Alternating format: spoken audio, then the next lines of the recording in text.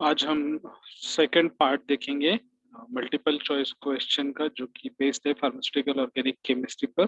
देखते हैं एक एक से। हमने पिछले वीडियो में देखा था 1 से 20 तक के एमसीक्यू। आज हम उससे आगे देखेंगे।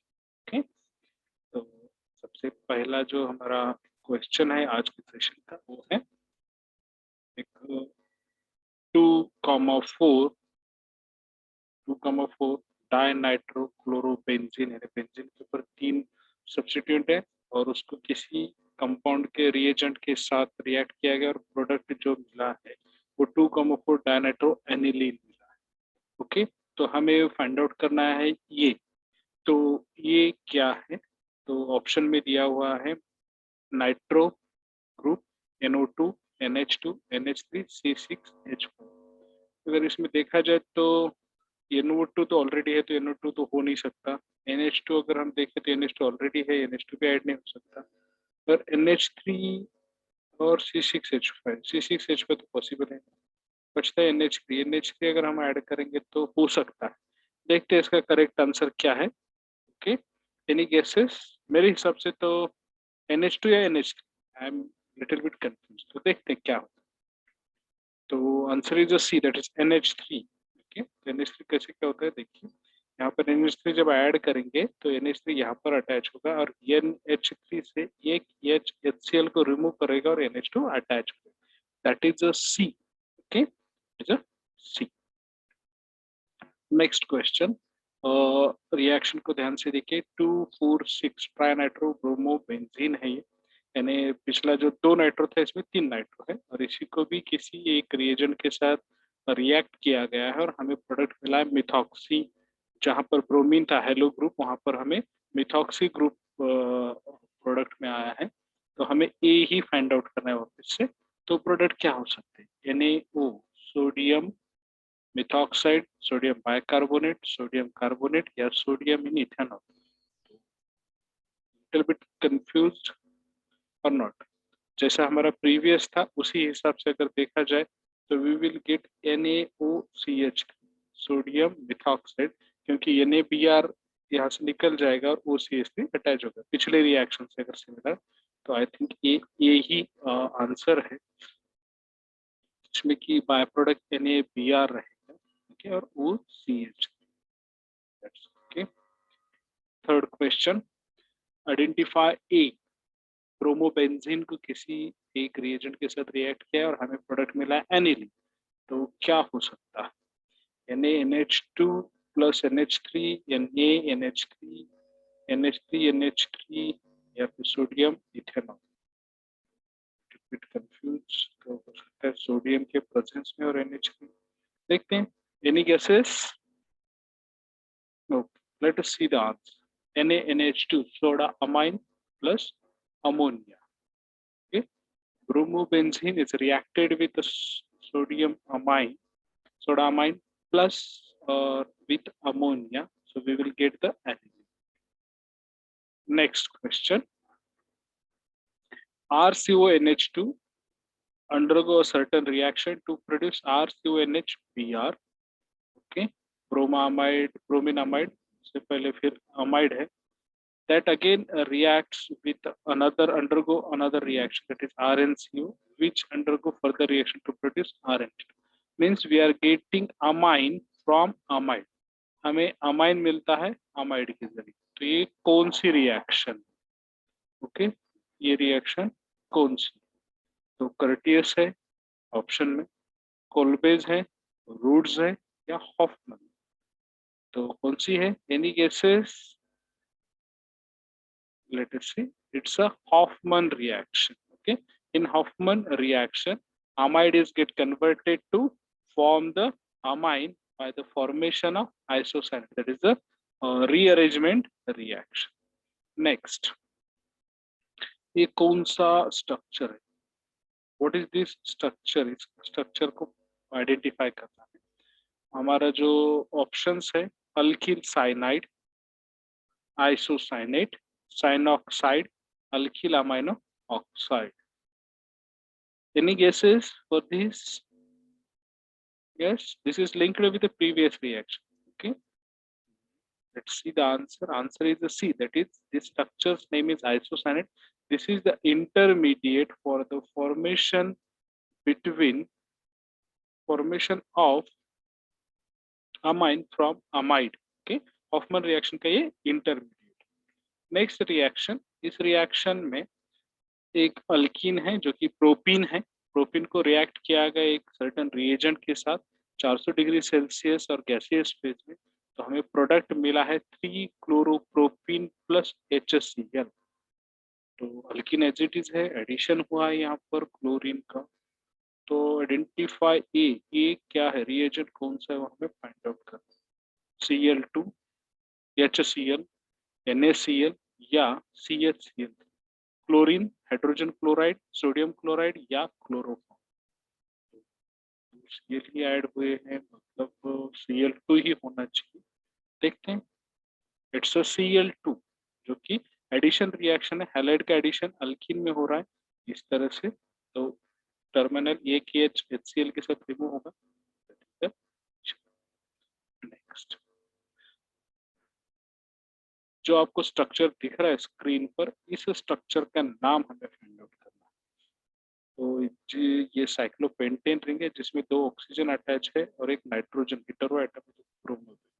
एन ब्रोमो तो फिक्स है, अभी इसको क्या बोलेंगे, एन ब्रोमो आक्साइड. तो आक्साइड तो पायरोल होता तो सोच सकते थे. N bromo succin succinimide, N bromo CO N possibility है इसका. N bromo succinimide, N bromo dioxocyclopropane, N bromo dioxocyclopentane. But dioxo को पोजीशन इस नाम में नहीं बोला, इट इज कंफ्यूज्ड.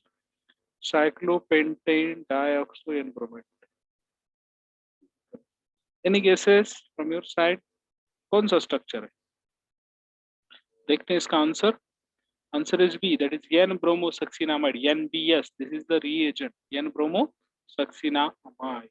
amide कैसे क्या? amide जो है CONH यानी CON, that is the amide. Next, ये स्ट्रक्चर क्या है भी? इसमें तो 2 डबल बॉन्ड है, ये तो डाइन होने चाहिए, डेफिनेटली डाइन. तो देखते हैं हम क्या है. अबो स्ट्रक्चर इज एग्जांपल है, किसका एग्जांपल है? अरे भाई ये डाइन का एग्जांपल है, काय को पूछ रहे हो? देखते हैं ऑप्शन में डाइन है तो आंख मूंद के डाइन बोलेंगे. तो ये conjugated diene, B isolated diene, C cumulated diene, D allene. अरे डाइन तो है ही नहीं, इसमें तो अलग अलग ही बोला है. क्या बोला है? Conjugated diene, isolated diene, cumulated. 3 diene है. अरे भाई सिर्फ डाइन दे देता तो डाइन हो जाता था. एनी गेसेस स्टूडेंट्स, कुछ हो सकता है इसमें? डाइन, डाइन का एग्जांपल है, डाइन में कौन सा है? Any guesses? देखते हैं क्या है answer. It's a cumulated diene, क्योंकि दोनों डबल बॉन्ड एक ही कार्बन को सेंट्रली अटैच है, या फिर साथ ही एडजेसेंट है, एक दूसरे को एडजेसेंट, इसलिए ये क्यूमुलेटेड डाइन. ओके, अगला नेक्स्ट क्वेश्चन हम देखते हैं. ये भी तो सिमिलर ही है. ओके, ये भी तो सिमिलर ही है. CH2. Okay, CH2C CH2. But इसमें इन्होंने जो है इस स्ट्रक्चर में था ये, तो इस स्ट्रक्चर में ये नहीं है. यहाँ पर पूरा स्ट्रक्चर, उसमें इनकम्प्लीट स्ट्रक्चर था. जो एरोज बताया वहां से कितने भी CH2 लग सकते थे. ओके, CH3 हम कंसिडर करते हैं. तो अब वो स्ट्रक्चर इज एग्जांपल ऑफ.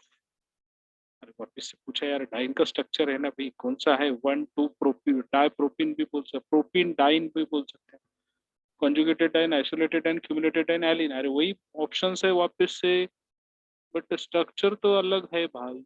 क्योंकि यहाँ पर क्या था? CH3 डबल बॉन्ड C, यानी ये CH3 हम कंसिडर कर रहे हैं. यहाँ पर वही CH2. क्या हो सकता है? ये तो डाइन ही है, but what is the diene? देखते हैं आंसर क्या है इसका. तो आंसर इज एलीन. जब कॉन्जुगेटेड है, क्यूमुलेटेड डाइन है और टर्मिनल कार्बन पर हाइड्रोजन है, यानी कोई और नहीं, सिर्फ 3 कार्बन है, तो इसको हम अलीन बोलते हैं. ओके, वापस से डाइन का सवाल. अब वो structure is example of.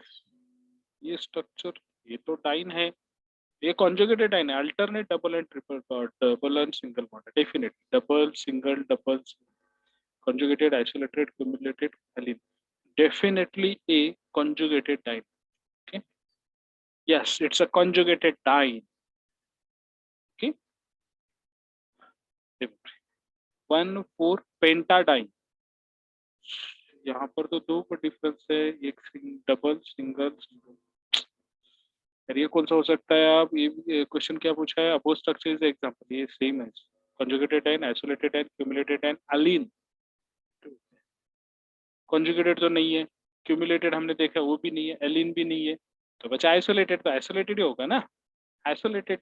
Yes, isolated. Okay, you can apply such A tricks अगर आपको क्वेश्चन आ जाए तो, बट ऐसे होता नहीं है कि सिक्वेंशियली क्वेश्चन है, अलग अलग क्वेश्चन आते हैं। सो माइंड में रखकर आप याद रखिए, जब डबल बॉन्ड के बीच एक बॉन्ड से ज्यादा डिफरेंस हो या मिनिमम हो, कभी कभी कॉन्जुगेटेड डाइन भी आइसोलेटेड डाइन में ही आते हैं, पर दो डबल बॉन्ड जब एक से ज्यादा सिंगल बॉन्ड से सेपरेट हो तो वो आइसोलेटेड डाइन्स होते हैं। नेक्स्ट क्वेश्चन पर क्या किया है भाई, साइक्लोहेक्सीन है बराबर, उसको दो रिएजेंट के साथ ट्रीट किया तो हमें मिला है ब्रोमोसाइक्लोहेक्सीन। उसको वापस से ट्रीट किया है पोटेशियम साल्ट के साथ तो हमें मिला है साइक्लोडाहेक्सीन। एनबीएस एनबीएस एनबीएस, तीनों में एनबीएस और एनएच है। एनएच तो हो नहीं सकता क्योंकि यहाँ पर फिनॉक्साइड तैयार होगा, फिर फिनॉक्साइड होगा तो ब्रोमो अटैच नहीं होगा, तो एनएच तो नहीं है, एनबीएस में से ही हो सकता है। तीन ए बी या डी में से होगा। ओके, तो एनी केसेस एच वी यानी एच म्यू है, अल्ट्रावायलेट लाइट को यहाँ पे इंसिडेंट किया है। वाटर वाटर तो नहीं किया, तो बेंजीन के साइक्लोहेक्सेन मतलब वाटर और क्लोरीन तो पॉसिबल है ही नहीं। हाँ बचा अब ये तो, ए और बी में से कौन सा है? I get little bit confuse. कौन सा स्टूडेंट्स बता सकते हैं आप? Yes, any guesses? देखते हैं हम इसका answer. Answer is a, NBS H mu और CCl4। ए वाला, बी वाला नहीं है। बी वाले में डिफरेंस क्या है? क्लोरोफॉर्म था, तो क्लोरोफॉर्म नहीं, कार्बन टेट्राक्लोराइड के साथ होगा तो हमें मिलेगा ब्रोमीन। एक कॉन्जुगेटेड डाइन का सिंथेसिस मेथड है जो कि हमने स्टडी की। Next question number 33। ये तो पूरा रिएक्शन दिया, सिर्फ नाम नाम भी दिया, 1,4 एडिशन। देखते क्या, ये डाइन है, conjugated diene. Okay, double bond single bond double, CH2 CH2 butane है। ओके, 1,4 ब्यूटाडाइन है, जिसको ब्रोमीन के साथ ट्रीट करने के बाद यहाँ पर आ रहा है 1,2 एडिशन, 1,3 डाइब्रोमो। ओके, सॉरी 1 यहाँ पे आएगा ना, ये रहेगा 2, 3, 4, 3,4 डाइब्रोमो 1 ब्यूटीन। और 1,4 1 2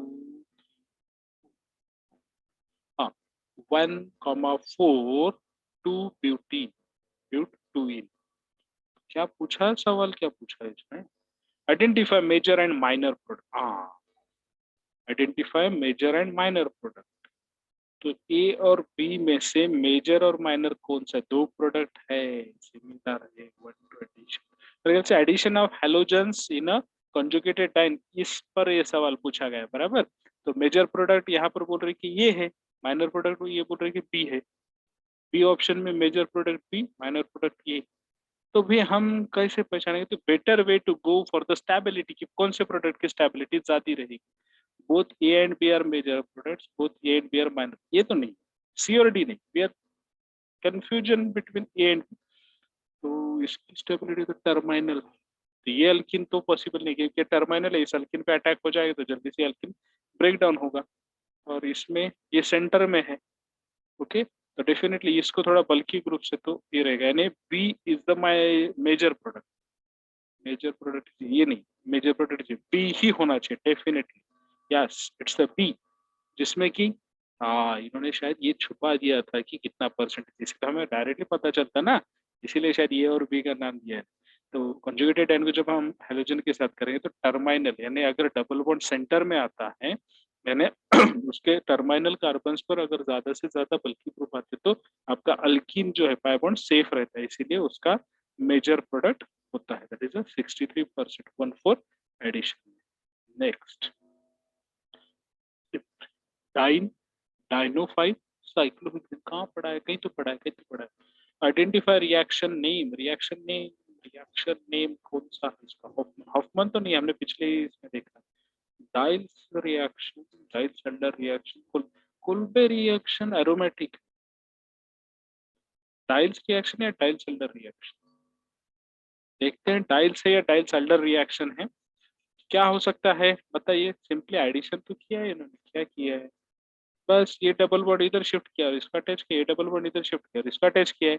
बस that is the Diels Alder reaction. Definitely हाँ, डाइल्स-हेल्डर रिएक्शन ही होगा, क्योंकि इसमें साइक्लोहेक्सेन यानी साइक्लाइजेशन होता है डाइल्स-हेल्डर रिएक्शन। चलो ओके, नेक्स्ट। ये क्या रिएक्शन दिया अभी? 1 2 3 3 मिथाइल ग्रुप्स है कार्बन पर। ब्रोमीन पर, कार्बन पर अटैच है, स्लो रिएक्शन हो रही है। उसके बाद इसके ऊपर एक न्यूक्लियोफाइड अटैक हो रहा है, हाइड्रोजन निकल जा रहा है। पहले ब्रोमीन निकल जाने के बाद पॉजिटिव, फिर ये हाइड्रोजन को निकाल ले रहा है न्यूक्लियोफाइड और इलेक्ट्रॉन्स को लीव कर रहा है। यहाँ पर नेगेटिव अटैचमेंट, यानी यहाँ से ब्रोमीन एलिमिनेट हो रहा है, यहाँ से हाइड्रोजन एलिमिनेट हो रहा है, अल्किन फॉर्म हो रहा है, यानी elimination reaction. Elimination the reaction mechanism is of SN1। SN2 तो हो ही नहीं सकता भाई, क्योंकि इसमें सब्स्टिट्यूशन नहीं है, दोनों निकल जा रहे, ब्रोमीन भी निकल रहा है और यहाँ से हाइड्रोजन। एलिमिनेशन E2 है, E2 या E1? क्या हो सकता है स्टूडेंट्स? E2 या E1? What is your opinion, suggestions, guesses? चलो देखते हैं। It should be the E1 elimination, क्योंकि सिंगल स्टेप है, अटैक होते के साथ ही पॉजिटिव तैयार होगा और उसको साथ ही एलिमिनेट कर देगा। Reaction mechanism is E1 elimination. क्या है? Carbocations are dash dash as a hybridization goes from sp3 to sp2 to sp।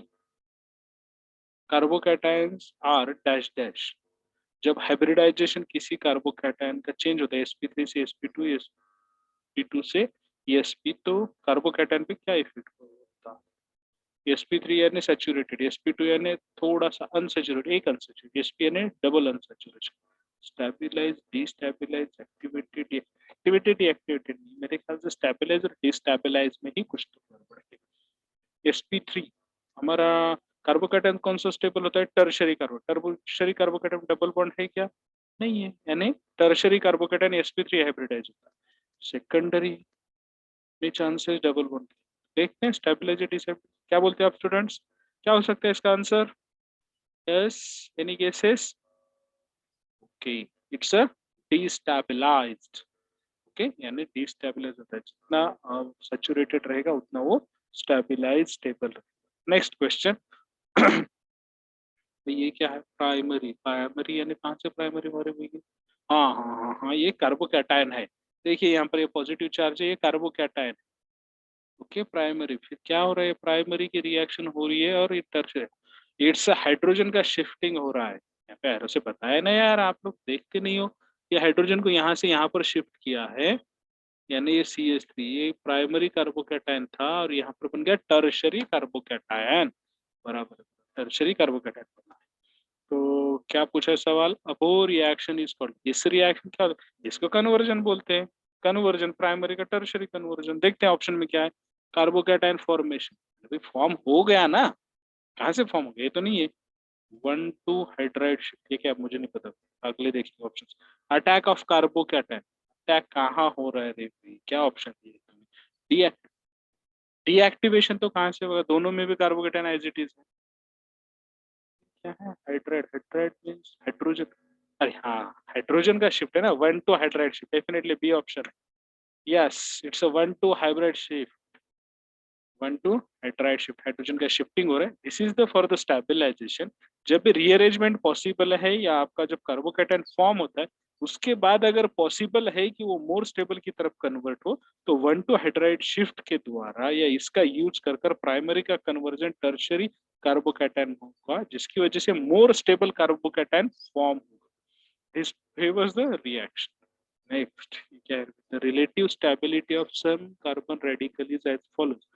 Relative stability, carbon free radical की स्टेबिलिटी नीचे दी वैसी है क्या? ऑप्शन है ट्रू। हाँ ट्रू, सच है या नहीं, करेक्ट है या गलत? एलिलिक और अलील, टर्शरी, सेकेंडरी, प्राइमरी, फिनाइल और विनाइल। यस करेक्ट है, करेक्ट है, करेक्ट है। टर्शरी मोर स्टेबल, उसके बाद सेकेंडरी, उसके बाद प्राइमरी। एलिलिक विनाइलिक कंफ्यूज है यार। मेरे हिसाब से तो ट्रू होना चाहिए, क्योंकि टर्शरी, सेकेंडरी और primary, A for A, V for yes. Allylic is a more stable than tertiary, उसके बाद सेकेंडरी, उसके बाद प्राइमरी और उसके बाद vinyl. Yes it's a true. True. 39 question, यानी अपना 19 क्वेश्चन सेकंड सेशन का, टोटल सेशंस में 39 नंबर। ट्रू और फॉल्स, ये स्टेटमेंट क्या? हाँ स्टेटमेंट है कार्बोकैटायन, ये हाँ ये स्टेबिलिटी का क्वेश्चन है, समझिए इसको। ये है 1 2 3 ट्रायल्किल कार्बोकैटायन टर्शरी, ओके। ये मोर स्टेबल है किससे? दो, यानी सेकेंडरी से। ये मोर स्टेबल है, एक ही का आर है, मतलब एक कार्बन है, मतलब प्राइमरी से। उसके बाद ये तो मिथाइल है। ये कार्बोकैटायन की स्टेबिलिटी दी है यहाँ पर, तो ये टर्शरी, ये सेकेंडरी, ये प्राइमरी और ये methyl. Correct, true true true true true true, yes. यहाँ पर बताया tertiary, secondary, primary, methyl is a least stable, it is a most stable. Stability का बोला, देखा कैसे बोला। Next question number 40, reactivity order, CH3 tri CH3 2 CH CH3 tri, ये tertiary, secondary, primary, methyl, same है। बट क्वेश्चन क्या पूछा? Reactivity order. Oppose statement is for even elimination reaction, ये स्टेटमेंट इवन एलिमिनेशन के लिए, ट्रू और false? हाँ। तो सबसे ज्यादा कौन रिएक्टिव होगा even elimination? Tertiary, primary. Tertiary में पॉसिबल नहीं है एलिमिनेशन सिंगल मॉलिक्यूल, क्योंकि टर्शरी में तो कैसा बल्कि ग्रुप रहेंगे ना, तो इट्स समवॉट क्रिटिकल या मुश्किल जाएगा मेरे हिसाब से। लिटिल बिट कंफ्यूज कहाँ आएगा बताइए मुझे।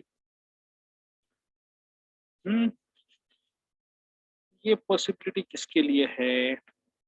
इवन आई थिंक, मुझे नहीं भी, बताइए आप। लास्ट क्वेश्चन है इस सेशन का, क्या है एनी केसेस?